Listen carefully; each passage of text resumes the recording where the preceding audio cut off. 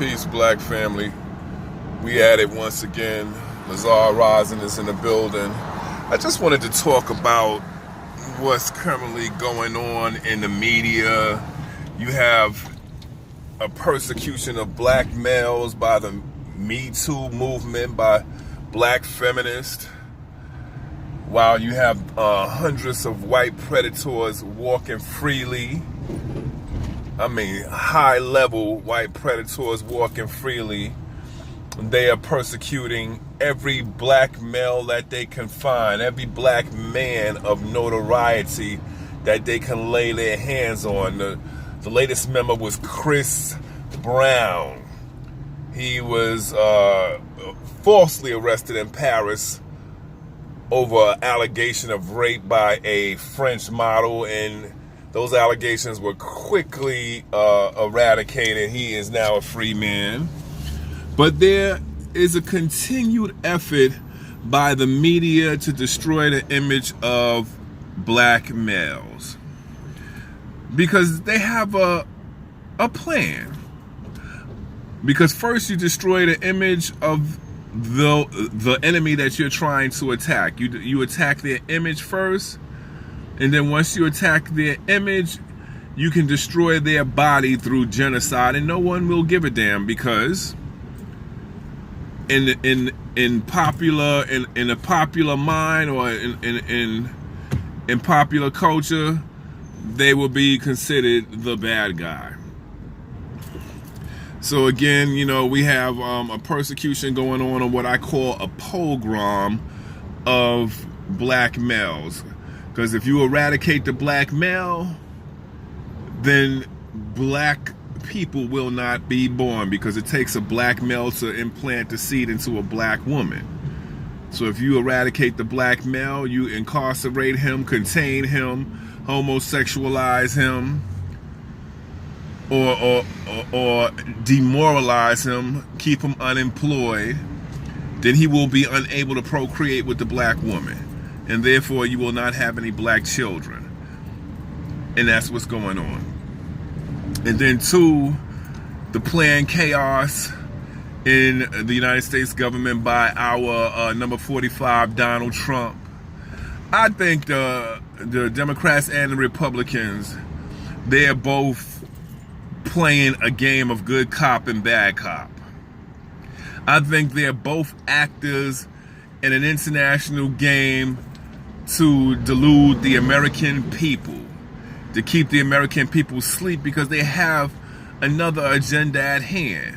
They constantly keep the American people talking about the antics of a Donald Trump. Donald Trump, he plays what I call he's a fool playing, well, a wise man playing a fool. He's a wise man playing a fool. He acts like he is completely ignorant to what is going on. And every day is something new with this man. Every day. Every day, hundreds of times a day, you hear this man's name spoken in the media. He has every eye in the American public on him at all times. It's become like a TV show. What is he going to do next? That's what everybody's thinking every time you turn on the TV, because you know they're going to talk about Donald Trump. What is he going to do? Is the Russian investigation? Is he having sex with porno stars? Is he building a wall? The government shut down. Who is he going to fire now? The man is a master of media manipulation. He is a master. And he has the American public engaged in him. All eyes are on him 24 hours a day, 7 days a week, 365 days a year. And they're going to keep us distracted, because they're using what's called sleight of hand. Just like a magician, he holds a quarter in one hand, but he's doing something with the other hand. And when you look at that hand, the coin has disappeared. They're using sleight of hand on the American people. Something is afoot. There's a broader agenda. He says he wants to build a wall. He says he wants to build a wall. Why? Is it to lock the Mexicans out or to lock the Americans in? That is the question. And because he didn't get all these billions of dollars to build the wall, he's cutting out key services. The next on the agenda, he said they're slated to get rid of food stamps. Whole agencies, thousands, 400,000 people haven't been paid. They can't pay their rent. Many are slated to be evicted from their homes. Many are going to food pantries. Many are going to food pantries just to make ends meet. This is a disgrace. But yet, the Democrats, yet the three arms of the government, the judicial, the legislative, and the you know what I'm talking about. Those three arms of government, they can't stop this man. I don't look at America as no longer being a democracy. America has degenerated into a totalitarian fascist regime. Better yet, it's a dictatorship. Because if one man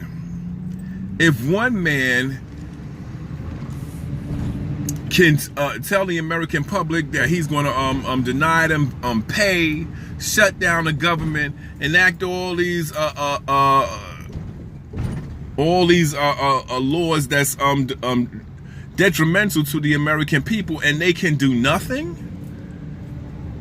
He can't be impeached. He can't be arrested. Everything that Donald Trump has done from day one is unpatriotic. You're colluding with a foreign government in order to win the election. Just on that alone, he should have been impeached. Or he should have been brought up on charges of sedition.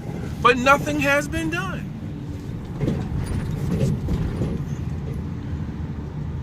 And so, I mean, and the list goes on. So here we are, we out here once again. I call it the dark ages. We've moved into another dark ages. This country is full of chaos. At every turn, there's murders. I mean, there's mass shootings. There's racist oppression. There's racist terrorism going on throughout the whole country. And the federal government is not doing anything. They're trying to take us beyond 1865. They're trying to take us to the 1820s, where black people had absolutely no rights. They're trying to reenact Jim Crow apartheid. How many of you have seen these videos where white people physically bar black people from entering certain areas, asking them for identification, and they are not even police officers. They are citizens. Who has emboldened these people where they can demand identification from you and physically bar you from or call the cops on you when they don't want you to be in a certain area? How many of you seen the video of the black woman who was sleeping in a dorm, and they called the cops on her and demanded that she answer certain questions, show identification, and showing that she was a student at that college? Or the man who was trying to enter his apartment, and a white supremacist barred him from entering, asking to see his identification and asking to know where he lived. And he wasn't even a police officer, he was a citizen. And so when they call the cops on the scene, the cops act like they can't enforce the laws. They just say, you have to take it to civil court. So now police officers are being used as an arm of white supremacy in order to physically remove black people from areas where they're not wanted by the white public. And there's no recourse. The black person has no recourse. They're told to take it to civil court. But at that time, because the business, the bar, the lounge is a private institution that they have to leave because it's private. So they're using this privatization method. They're trying to privatize society. If everything is being privatized and there are no public facilities, if you go into a private facility or institution, you can just be asked. You can be. They can just remove you. They can say, "We don't want you here. You have to leave." And when the cops are called, they will forcefully or physically remove you from that area and claim that the only way that you can fight it is in civil court and that it's out of their hands. So you can't even argue. So they're trying to reenact Jim Crow. I call it Jim Crow 2.0. People, we can't go for this. We can't go back. This is the third time around we've been in this position. After 1865, you have Reconstruction. It was a brief period from 1865, I believe, into the 1890s, where black people enjoyed full participation in society, where you had black people becoming senators and congressmen, black people building towns, independent towns, black people inventing things, black people participating in every part of the government. And that was for a brief period of time. Like I said, it was from the 1860s until the 1890s. And at that time, the war was over. You had the Union Army, the Northern Union Army in the South, guarding all institutions and areas so blacks can publicly participate in society. But after the Hayes Compromise, all the Union soldiers were removed from the South. And after they were removed from the South, all the ex-Confederate soldiers, they created a clandestine organization called the Knights of the Ku Klux Klan. And by initiating terror, they barred blacks from participation in all public facilities, and they forcefully removed black people who were doing well for themselves, black Congress people, lawyers, doctors, inventors, abolitionists. They were removed from positions of power. Black towns were burned down. Riots were enacted upon black people. When they initiated the black codes, they initiated Jim Crow, and the Knights of the Ku Klux Klan were the enforcement arm of white supremacy. And for the next 100 years, from the 1890s until 1965, black people were barred from public participation in society. Jim Crow was enacted and everything became separate and unequal. Black people had to go through the back door, through the back of the bus. They had places where colored people drink water, places where colored people enter the movie theater. They had to go to the back when they enter a public establishment. They had to go. They had to go through the back door.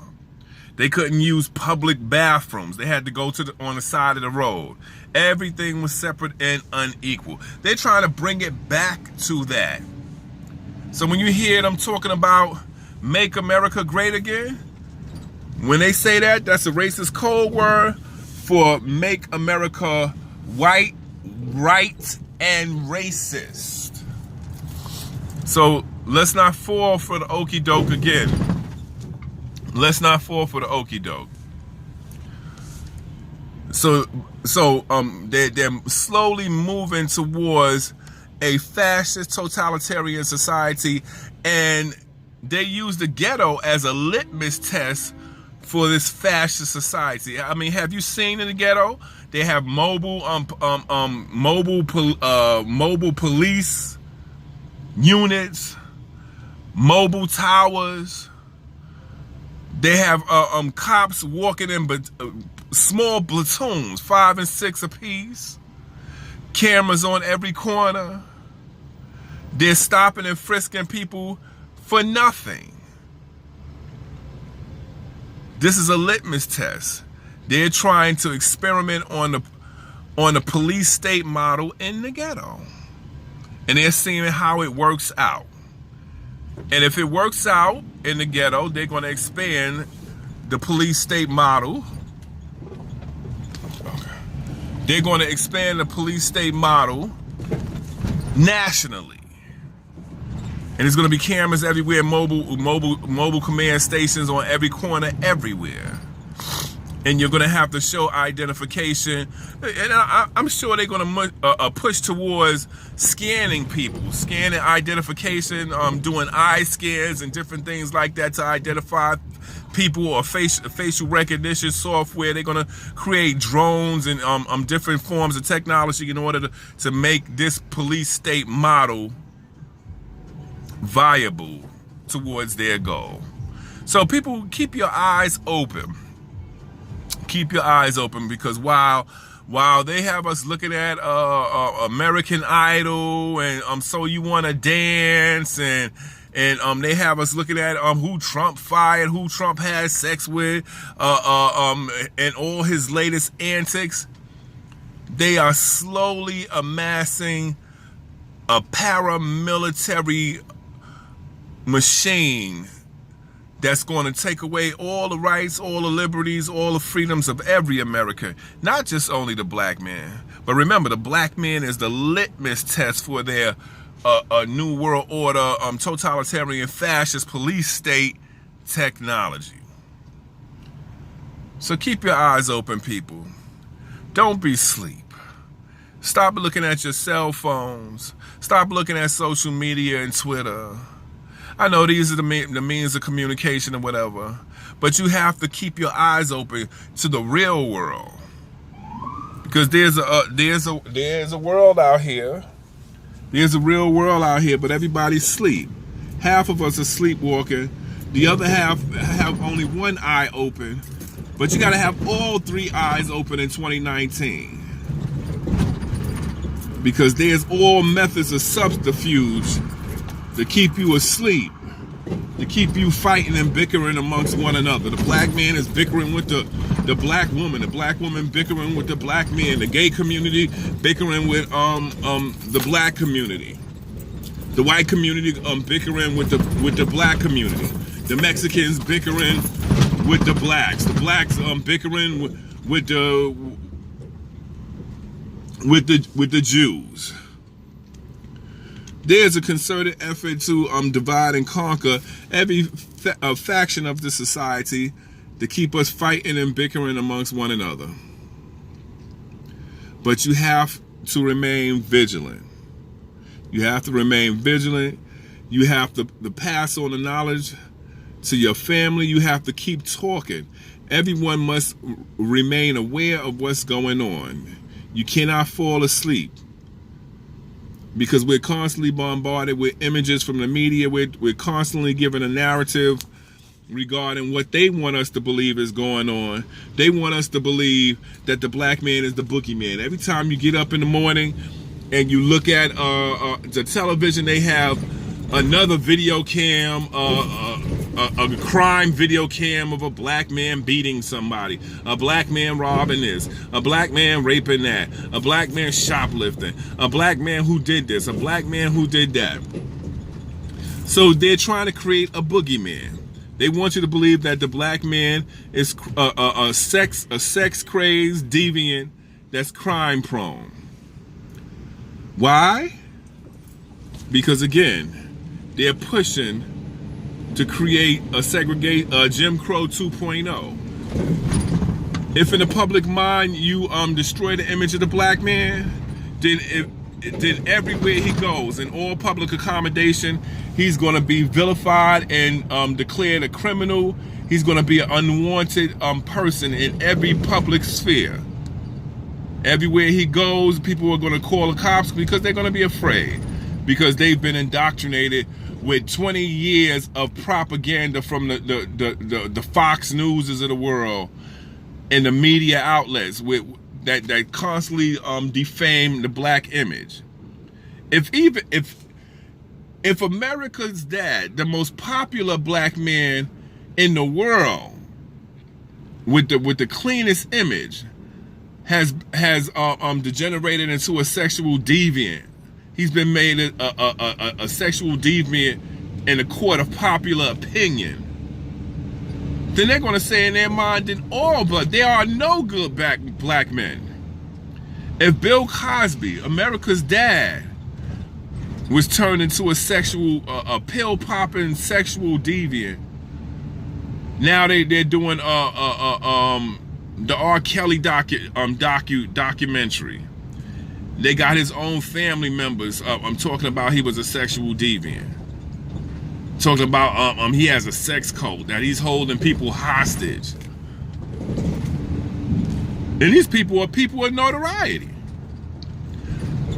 Now they're coming after Chris Brown. So all black men are now seen as sexual deviants, criminals, and predators. So we have to reclaim our image. We can't let the media control the narrative. We can't let the media control the image of what they want you to believe is the black man. The black man is a father, a son, a husband. He's an uncle, a grandfather. He takes care of children, his household. He does everything that he can do in order to make sure that his family is safe, sound, and happy. But you wouldn't know that if you look at the American media. If you looked at the American media, and even they got black movie directors creating movie narratives where all the dark-skinned black characters are seen as deviants or seen as criminals. But all the light-skinned characters in these movies are seen as upstanding moral characters of virtue. You got Lee Daniels, Tyler Perry, who make all these movies throwing black men under the bus. So there's a continued narrative that's being symbolically forced upon the black community. And even women believe the narrative. They've been slowly indoctrinated to believe that all black males are somehow less than, somehow lower, somehow deviant, somehow can't be trusted.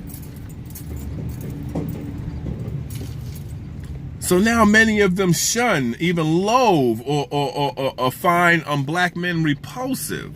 And they don't even know why. But they don't know they've been indoctrinated. They've been indoctrinated by almost 30 to 40 years of negative propaganda, black male propaganda. But they don't know that they're exempt. They are not exempt. Their image has been sullied as well.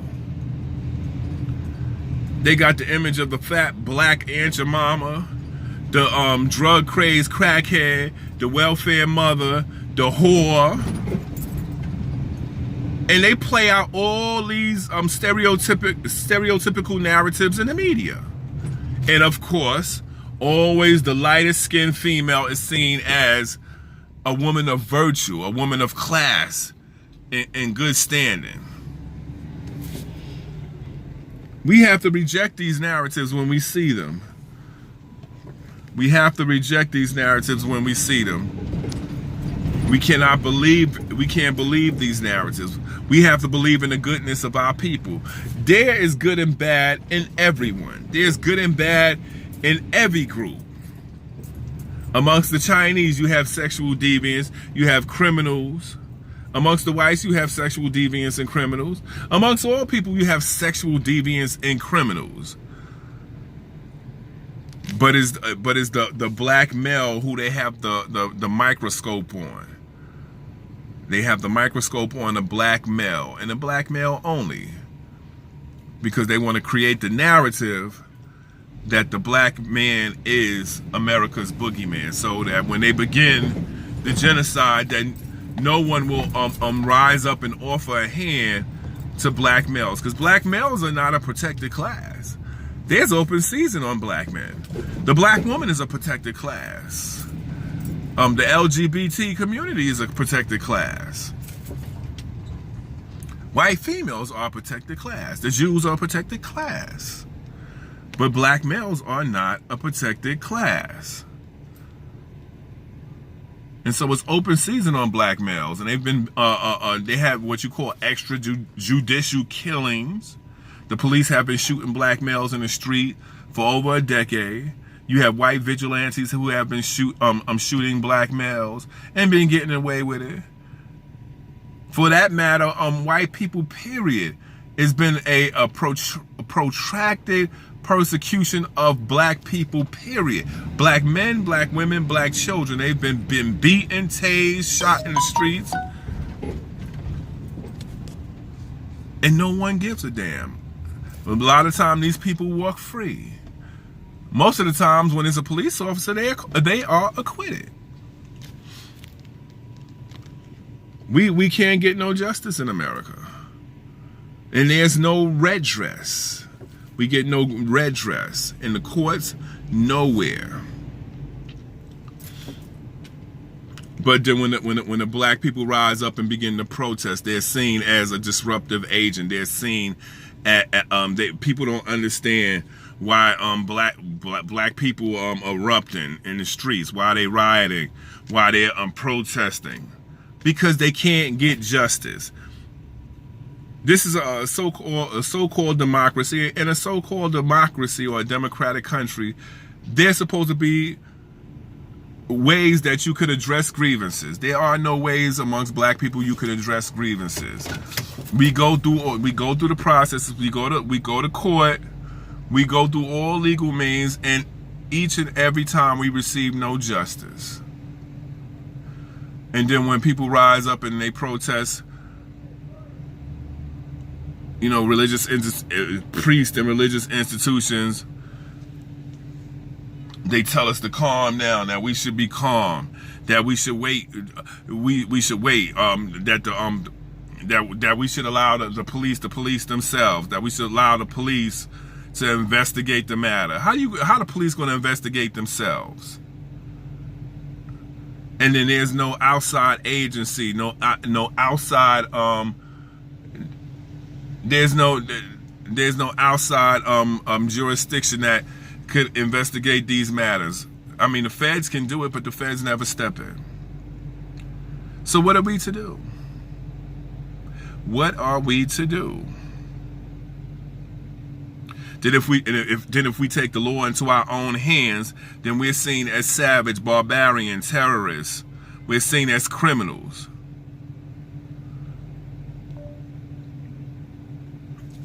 We got to do better. We got to do better, people. We got to do better. Because we can't go back. We can't go back. We cannot go back to a position where we have absolutely no power and we have no laws, we have no protection under the law. We can't go back to that system where we're killed in the streets by anyone. We can't do that again. This will be the third time. It happened after Reconstruction. Now they're trying to do it again. Well, it'll be the second time. They're trying to do it again. They're trying to, all the rights that we fought for during the civil rights movement, during the Black Power era, during the 70s and 80s, they're trying to take back affirmative action. They're trying to take back everything. They're trying to, they've gutted this, the Voting Rights Act. It has no policy enforcement anymore. So we have to watch these things. We have to be very serious about what's going on. We've moved into a dark age. And there's a pogrom going on against black people here in the United States. And we need to be aware of that. And we need to move. Hotep, peace. I salute the gods and earths.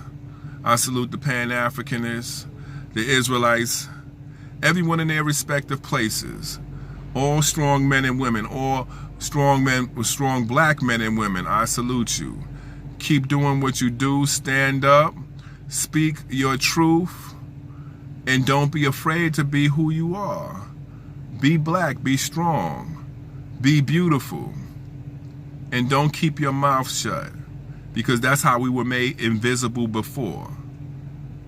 All right, let your light shine. Be excellent in this earth, and the ancestors will reward you openly for your sacrifice. Ashe.